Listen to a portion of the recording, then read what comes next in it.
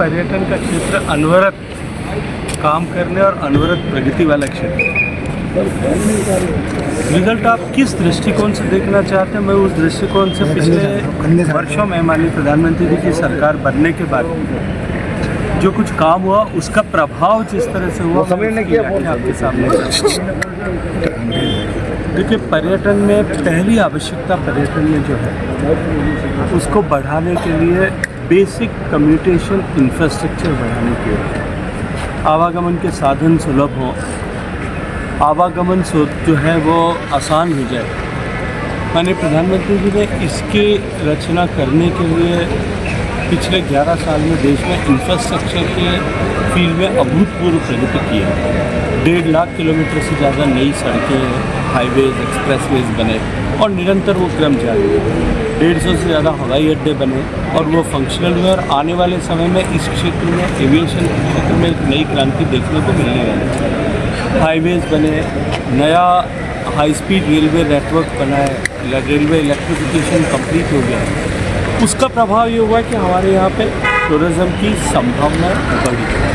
इसके अतिरिक्त स्वच्छ भारत मिशन लेने के चलते हुए भारत में स्वच्छता के प्रति जो ओरिएंटेशन बना उसमें टूरिज़्म को एक नया बूस्ट प्रदान किया।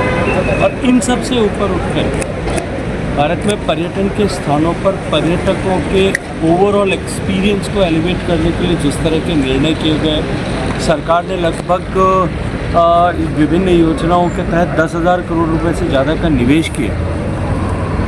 उसके चलते हुए देश के टूरिस्ट डेस्टिनेशंस पर जो है लोगों की सुविधाएं बढ़ी और इन सब के साथ साथ में भारत की इकोनॉमी ने जिस तरह से प्रगति की, उस इकोनॉमिक प्रगति के कारण से लोगों के पास डिस्पेंसेबल इनकम।